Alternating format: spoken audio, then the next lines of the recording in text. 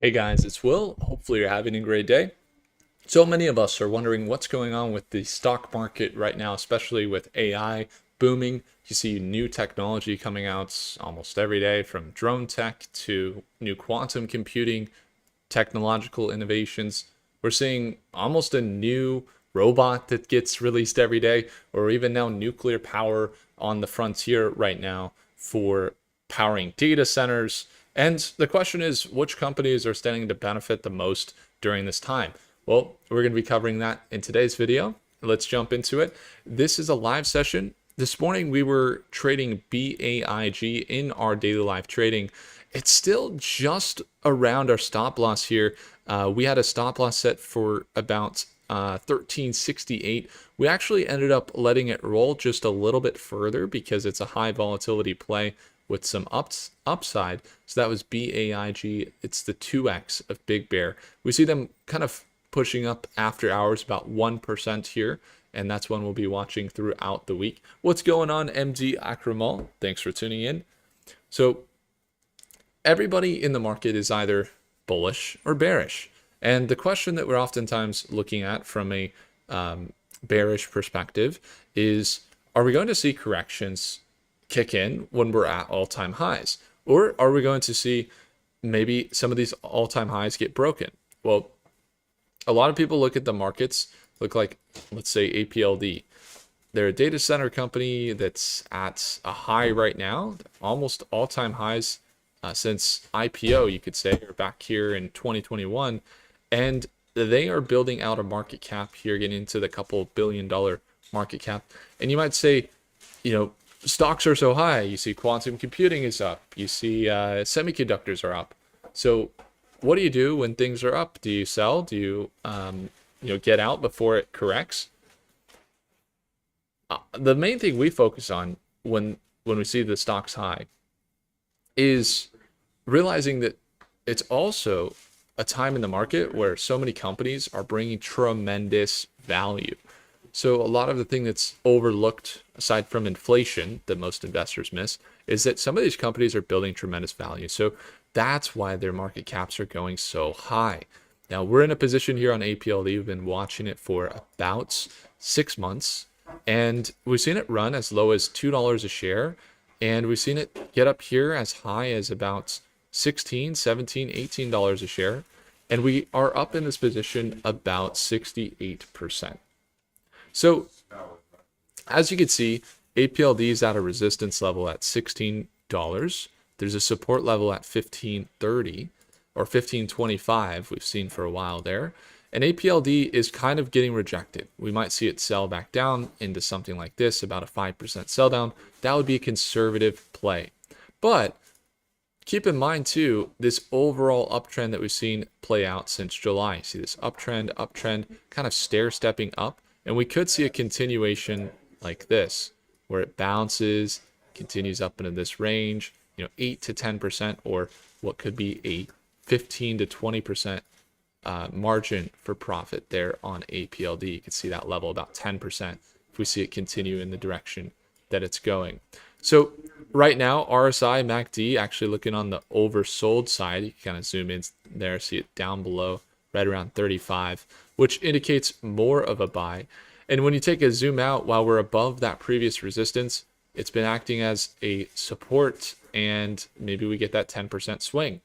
Why would you see this company make a 10% swing? This $15.50 range that they're at, trying to push up into $16, is a level that they could grow to, because their market cap right now is about $4 billion, but they've signed deals that are $12 billion in value.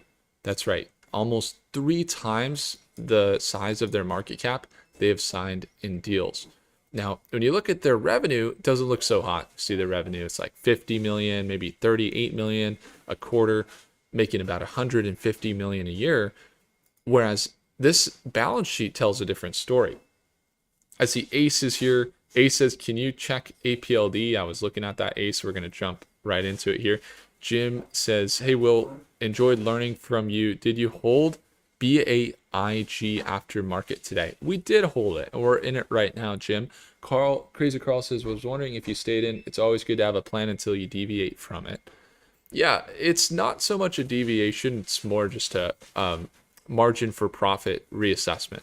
What we're looking at with that position, I'll get into in a minute, and why we decided to hold it after hours today, and we'll jump into it a little bit. Crodix says, what if they change their name from Big Bear to Big Bull? Big Bullish AI? Love it. So, again, we look at some of their press releases. We're looking at 7, 9, or $11 billion in valuation of the deals for building these data centers for APLD. APLD is priding themselves here as a company that builds these data centers that are engineered to bring workloads directly to the point of generation, like wind turbines, solar, not really using the grid, but going for hydroelectric, things like that. And wind is a big deal in North Dakota where they're building these, and it's also very cold in North Dakota. And so we could see that be a factor that would be positively impacting the data center's efficiency. They're also partnered with Supermicro. They're partnered with NVIDIA, Dell Technologies, Intel, Hewlett-Packard, all of those companies there. So when it comes to institutional investors, we've seen a little more interest recently. This company has some margin to pull down to that 15.25, as we said, in the price points. But you see BlackRock investing. Vanguard has bought some more, along with Goldman Sachs and State Street. So looks like there's big banks that are buying this company right now, even though they came in with earnings recently that their revenue was a little bit low. So they're seeing something that most people might not be seeing, and that's why we have them here on our list. Again, they got a support level at 15.25 if they sell down here. 15.25. If they keep this overall uptrend, then the bullish outlook is about a 10% margin for profit up into that $17 range that we could potentially see throughout the rest of this week if they hold their pattern. Now let's jump into that position we took on Big Bear today. So this morning we had our market live session. If you guys ever want to join us live, it's the second link in the description. And we went live. It might even be the first link, actually. I think it might be the first link. No, I think it's the second link. It's really good. We go live. You get a free t-shirt if you want it.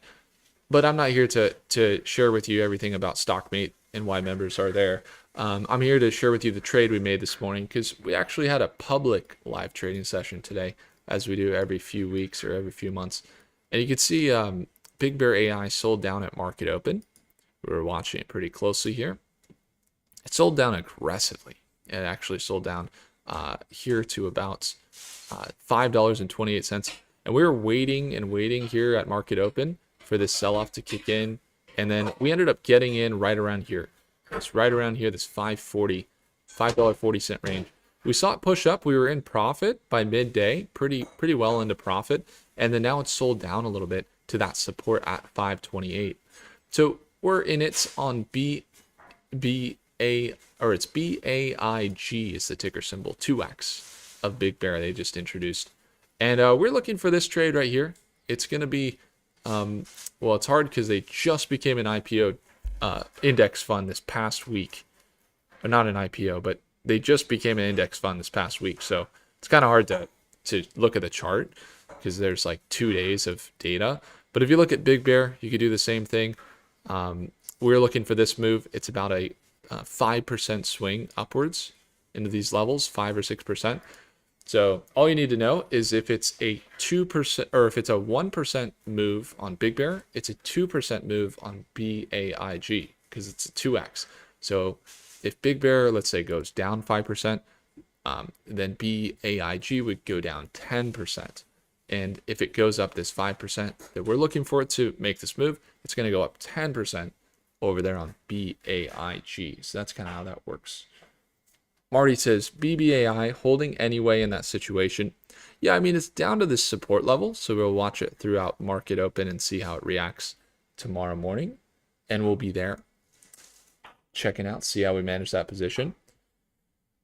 Johnny says, what up, people? What's going on, Johnny? Good to see you. All right. So I got time actually just for one more here. And I would love to, let's see what we got. Danette says BBAI. And we'll include a little deeper analysis on BBAI first before we get into the last one. And what you might notice here is TSA, Department of Homeland Security, was looking for this contract for AI-driven threat detection.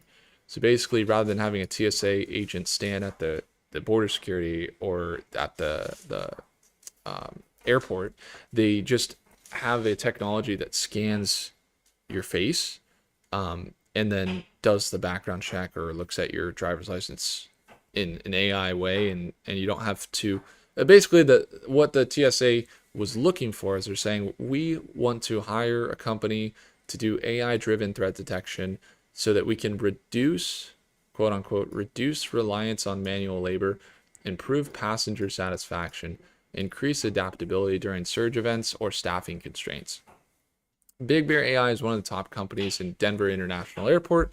They're in Los Angeles, LAX. I'm in Los Angeles right now. We didn't fly in here, but that would have been cool to see. Their tech. They're in Chicago. They're in JFK. And the main thing we're watching here, outside of the institutional buying, is that they're preparing for the World Cup and the Olympics. So they're seeing these mega events as some moves for them. And outside of that, they just partnered with the Washington Commanders, actually, which is interesting. They are working to use their technology to enhance fan experiences. So if they're going to work with, let's say, an NFL team, or they're working with companies that are not companies like sports teams, now they're doing like ticketing, actually, which is even more interesting ahead of the World Cup and the Olympics coming to the US. So just keep that in mind. That's why we're watching them. Financials, net income was big negative on paper. Actual negative was their earnings per share. Their EPS came in big negative, but their when you subtract some of the losses they took on paper to their actual loss, their EPS only came in about 1 cent lower than what was anticipated. But when you count the paper loss, that's how it looks. Despite that, they came in with more assets. They doubled their assets, practically up to $600 million in assets. So risky play right now because they're kind of downtrending. And we bought on this support level, so we're in it. It's a little riskier. We're looking for a 5 to potentially a 25% recovery. And we definitely have a stop loss watching closely at that $5.25 range. Anything below that, we're starting to see them really turn a little bit more bearish. Not that they can't get even more bearish, being Big Bear AI. There's a funny headline there too. That's like Tenet says Big Bear AI versus the AI bubble. It's like a picture. Is it like a picture of a bear that's like fighting a bubble? Jeez. But yeah, so that's one of the top ones we'll be watching. Now, we're in a trade and we'll be monitoring it tomorrow morning. Now, the second one, Samuel Rowe and Rochelle. Samuel was looking at RZLV, and then Rochelle was looking at SoundHound. We could take a quick look at them. And Bug says, can you get your thoughts on SPAI? I would love to take a look at those. We got time for 2 more. So Samuel Rowe says RZLV. So I'm going to pull that one up here. This is actually, I think it's a pump and dump, but I'll take a look. Resolve AI, let's see. Or maybe it's not. Don't let me say that until we really look at it. Okay. Looks like they IPO'd and they were selling off. And I was anticipating last time that they would sell off about 65%. Since that last video, they've only sold off about 1%, but we're looking at a resistance here, kind of a downtrend. And why were we bearish on them? I think it had to do something with their financials. RZLV stock. $825 million market cap, so pretty small company. And this is where it gets really risky, Samuel. Their net income is negative $80 million per quarter on average. Annually, they're losing about 172 million a year. So the financials just don't make sense. Revenue's up 29%, but their negative net income is down 461%. So it's not really balancing out. And this is why you really don't want to touch RZLV. I think it's a Resolve AI company, something like that. Their liabilities are literally higher than their assets. So they are operating at a deficit. They got $57 million in liabilities and just 19 million in assets. So this company is actually on the verge of bankruptcy. But I've seen a lot of YouTubers that say that you should buy this company, which is absolutely insane. So you should just do your own due diligence and realize that your results in investing will be directly correlated to the need for the company, the value that they're providing to the marketplace, that demonstrated value, and the difficulty involved in the degree of replacing them. Now, Resolve AI, just kind of an AI company, pretty hyped up, super negative net income, negative total liabilities, operating at a deficit. Very easy to see this company go under, so just wouldn't touch it. But hopefully that's helpful. Samuel, hopefully that's helpful. And then, I love it, Johnny. Yeah, we'll take a look at that one tomorrow morning, CPSH. And then when it comes to, Rochelle was taking a look at SoundHound. So SoundHound is a company that does AI technology for a voice-enabled world. If you go to McDonald's, or not McDonald's, there's a rumor that they're partnered with McDonald's because the third party that McDonald's works with for partnerships works with SoundHound. But if you go to Chipotle or White Castle or like there's a few fast food places, I think it might be Jack in the Box, you go in and it's like an AI now. Like it's not even a person. It's like, "Hi sir, what can I get for you today?" And then you order. And then you're like, "I'm not a sir." And then they're like, "Sorry, ma'am." And then you're like, "I'm not a ma'am." And so they still need some prompt engineering. But when it comes to the company's developments, they got partnered with some banks as well as Hyundai and Kia and Genesis. They're partnered with Samsung and LG, and they're doing voice AI technology. They are back there with NVIDIA and Oracle, and their financials look really similar to Big Bear AI in that they came in with a negative net income on paper back here in quarter 4 of 2024, 258 million, even more negative than Big Bear, with less revenue than Big Bear. And a lot of people didn't like that, but then they came in with positive net income and more revenue. And then their balance sheet continued to surge. They're at $600 million. So they're really building their balance sheet with their liabilities down to almost 200 million. So pretty low. And $5 billion market cap. So when we look at Sound and what the margins are for it right now, we've seen it pull down, and we're actually watching that pull down. We wanted to see that mature, see that sell off over the past few weeks. And it's kind of broke out a little bit, maybe trying to find a support level here. But the next strong support level seems to be down around $11. There is a support right now, though, where it is at about $12 a share. And if it bounces, this $12 a share margin for profit would be up here in the near term, about 10% margin for profit to about 20% if it gets up to that $14 range. If it can't hold that $12 support, so you'd want to watch that level. Essentially, you're looking at a level down around $10 to $11 a share, which would be a 10% sell down. So it has its risks, but when you look at the RSI and the MACD, everything's looking more like a buy. See it at this support level at $12, and looking to get up into $13.75. So that could lead us to potentially watch it tomorrow at market open, see if any opportunities are there. Thanks so much for tuning in, guys. Keystone, thanks for joining us. Giant Pumpkins, what's going on? Appreciate you. Samuel, Johnny, Tanette, Rochelle, Bug, thanks for tuning in. Michael, thanks for tuning in. Ace, appreciate you. Thanks so much for tuning in. Again, we're in Los Angeles right now, but we'll be in Northern California. We'll have a normal setup at some point, but just enjoying it down here with some family. Hopefully, you guys are doing well.